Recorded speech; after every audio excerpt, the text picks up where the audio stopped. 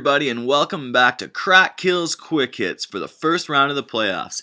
It's playoff time. It's shit bowl time. Let's take a look at the 5 things to watch for as we head into the postseason.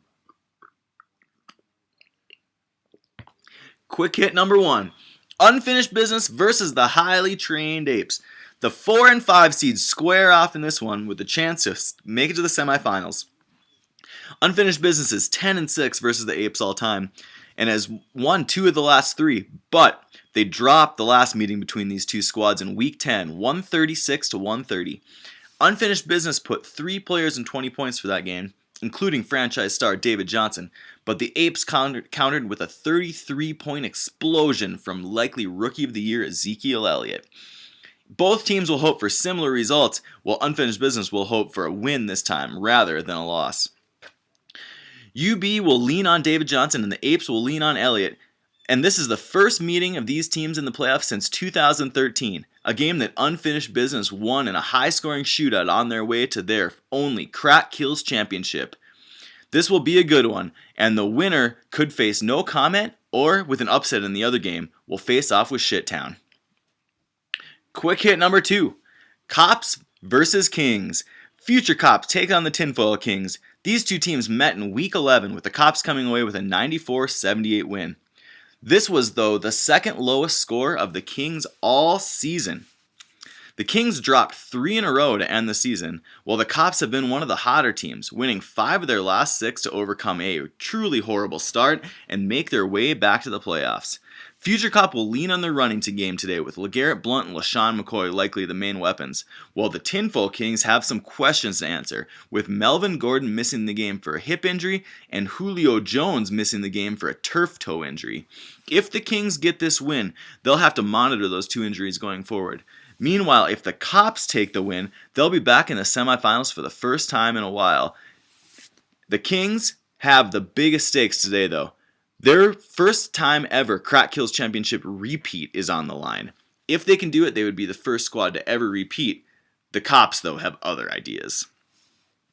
Quick hit number 3. Superfly TNT versus the Fat Bottom Girlies. The Girlies, likely in their final stretch under that name, unless they're going to make that choice next year again, which is highly unlikely. Superfly got off to a truly dreadful start this year, but won their last 2 games and ended the season on a winning streak.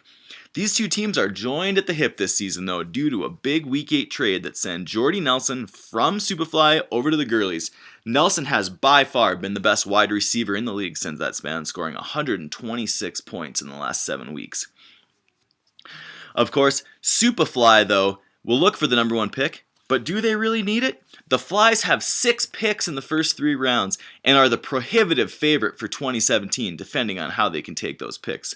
The Girlies, as we said, are probably playing their last game under the Fat Bottom Girlies moniker and could be moving on to greener pastures if they can grab that number 1 pick, a pick they will probably not use on Todd Gurley. Quick hit number 4.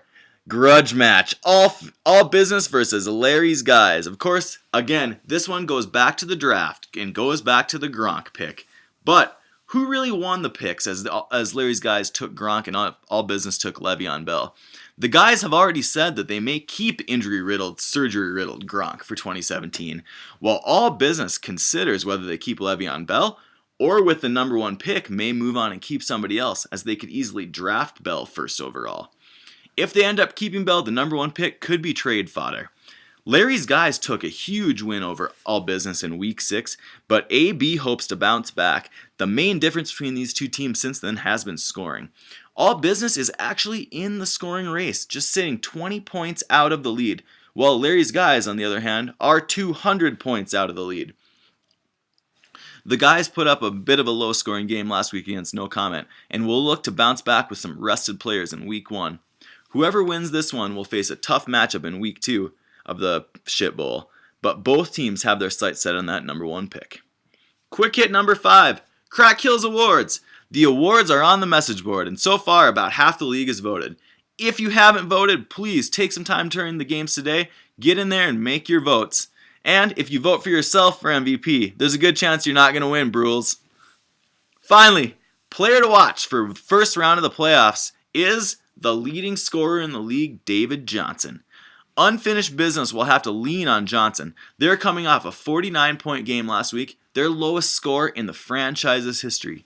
Johnson was held to just 10 points last week, and although he looks like the regular season MVP, without a big playoff performance, his year may be lost to the sands of time.